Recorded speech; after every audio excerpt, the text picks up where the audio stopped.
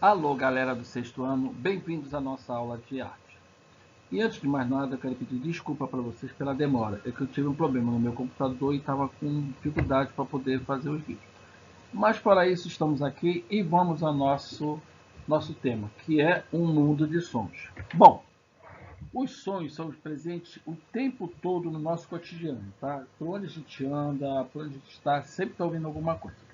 Mesmo em um lugar tranquilo, não há silêncio. Tudo tem som, ruídos, barulhos, etc. Tá? Os sons podem ser agradáveis, mas tem alguns deles que podem incomodar, causar mal-estar e prejudicar a saúde. Tá?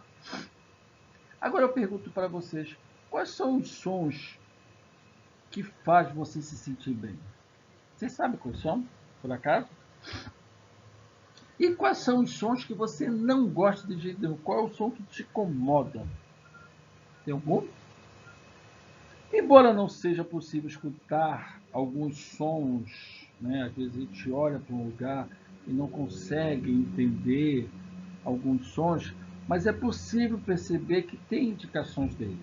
Um exemplo, o vento, você não vê, mas você percebe, você sente, mas você escuta o som dele, tá certo? Bom, e como são os sons são produzidos? Né? Como é que é produzido esses sons? Todo momento, todo momento tem uma variedade de sons e é produzido, tá? Os sons, a natureza, vozes das pessoas, músicas tocadas ao fundo, barulho de carro, de máquina, estão presentes no ambiente ao nosso redor, mesmo que às vezes você não perceba. É verdade. Tudo que está ali, todo momento tem sempre uma variedade de sons.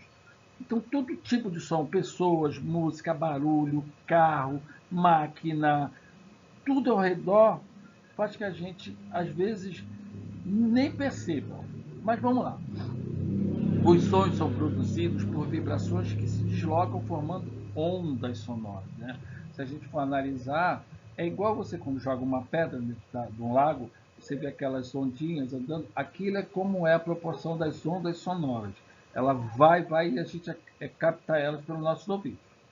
A propagação do som acontece de muitas maneiras semelhantes a ondulações que formam na água de um lago, quando se joga nele uma pequena pedra. Isso que eu acabei de explicar para vocês.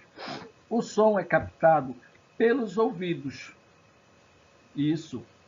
E é possível sentir a vibração com o corpo todo. Se a gente for analisar, por exemplo, as pessoas que são surdas, elas não conseguem ouvir o som, mas elas percebem a vibração do som no corpo deles. Posso dar um exemplo, quando a gente vê algumas caixas de som, algumas aparelhagens, essas coisas que a gente vê na rua, se a gente passar às vezes a caixa de som, a gente sente quase que está empurrando a gente a caixa de som, não é verdade? Bom, vamos lá então ver o que são as propriedades do som. Como os sons são produzidos? E as propriedades do som têm duração, intensidade, timbre e altura.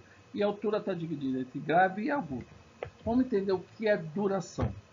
Por exemplo, quando você vai ao médico e ele pede para abrir a boca, ele emite um som com a letra A.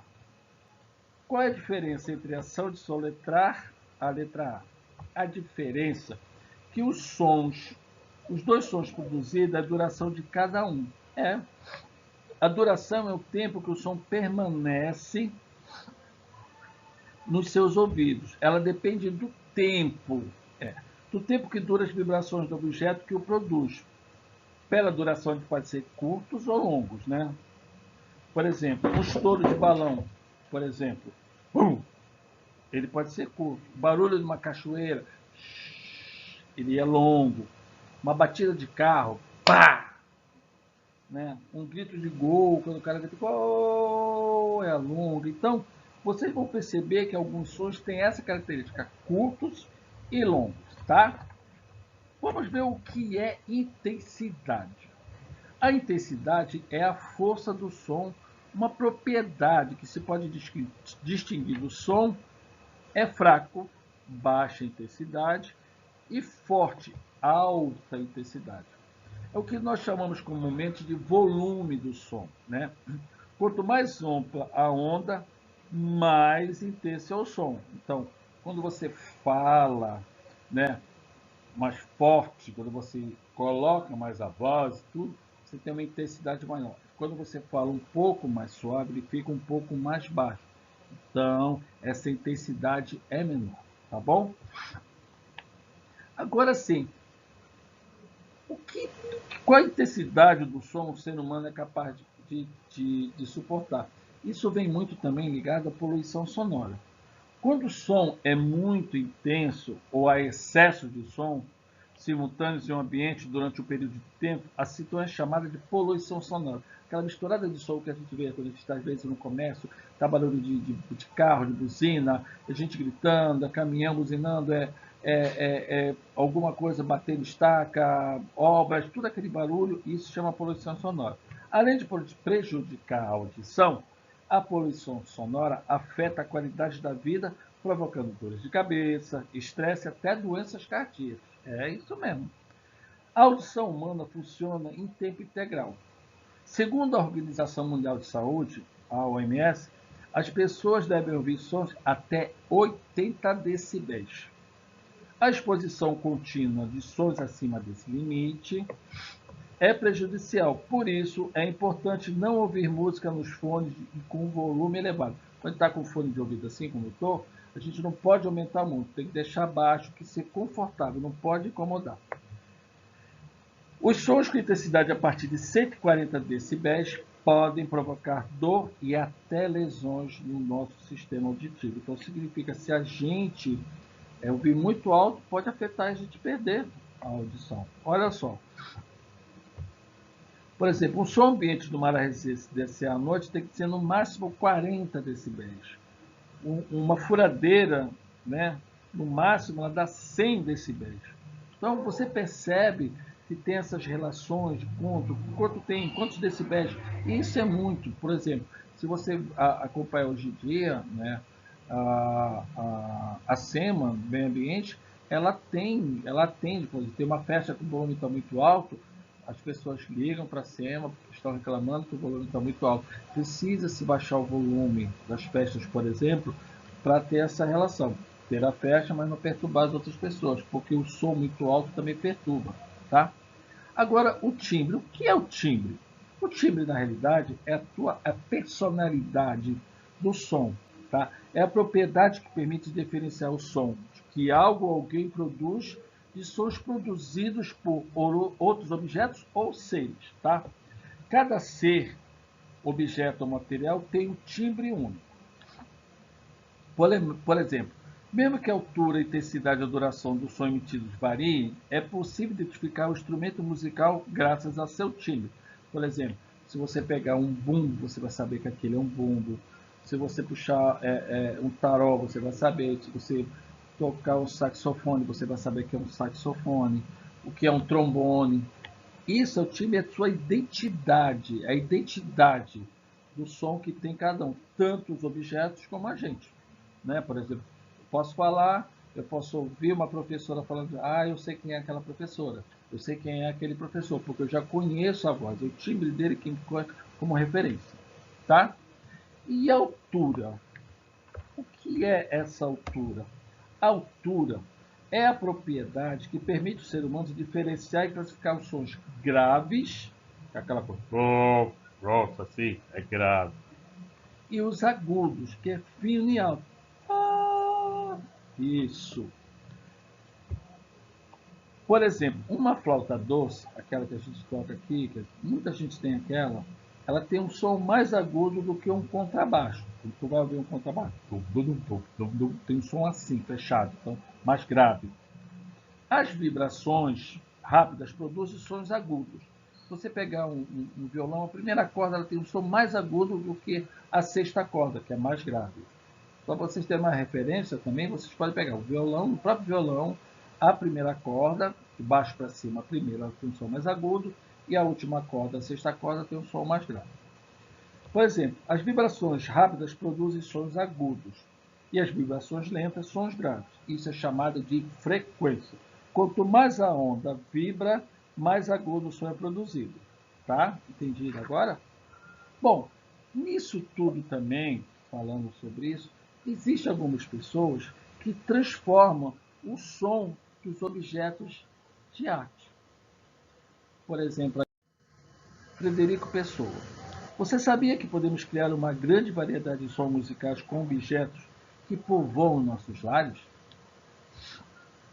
A série Em Família, do mineiro Frederico Pessoa, que vocês estão vendo aqui, é um dos inúmeros exemplos que transformam o som dos objetos em arte. A instalação, sim, a instalação criada pelo artista sonoro reúne utensílios domésticos, como copos, taças de vidro, vasos de cerâmica, tigelas de porcelana, bacias esmaltadas, escolhidos e organizados a partir de sua utilidade, forma, matéria, textura, cor e timbre. Olha aí, timbre de novo. Pendurados por pêndulos no teto, os espaços expositivos, esses objetos do cotidiano formam diversas composições musicais aleatórias, improvisadas ao serem manuseadas e percutidos pelos visitantes. Porque quando você fala de uma instalação, justamente isso, você tem a propriedade, você pode mexer nos objetos, você pode dialogar com eles, tá? Você tem um contato direto diferente quando você vai para um museu, que você não pode mexer na obra. No caso da instalação, você pode sim, é possível mexer, interferir, ter intervenção sua, tá? No caso dessa obra, você vai poder tocar algumas coisas, mexer, e ela vai produzir sons. A interação proposta que o Frederico Pessoa provoca é uma experiência que vai além da escuta. Porque é muito interessante você chegar, tocar, bater, tirar sons, você cria até música, né? Uma sonoridade diferente daquilo que você está acostumado, e de objetos, né? Que você poderia, mas que objeto é esse? Por que é isso? Né? Bom, agora nós vamos passar por algo que vocês também conhecem até muito bem. São as chamadas onomatopeias. São as palavras que registram som, né? Onomatopeia, né?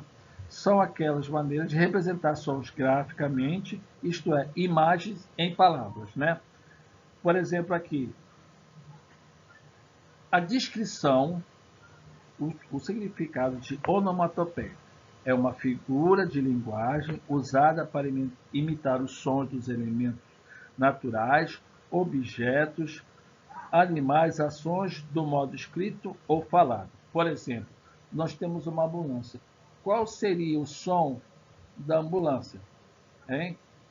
Aquele som, né? A gente imita e coloca, poder né? Já escreveria, né?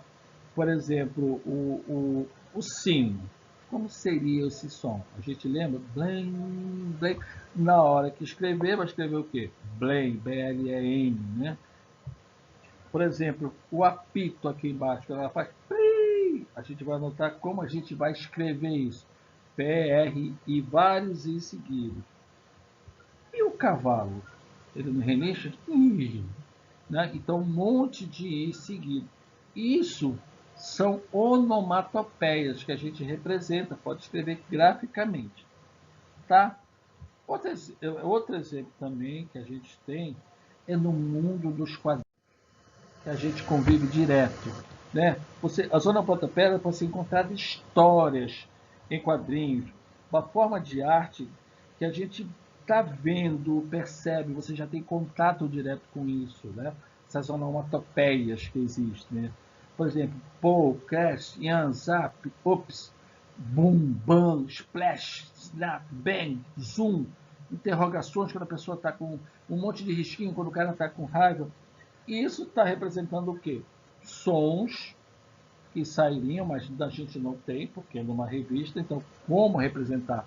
São essas onomatopeias que nós estamos vendo aqui, que vão representar o que a gente viu ali. Correto? Justamente isso.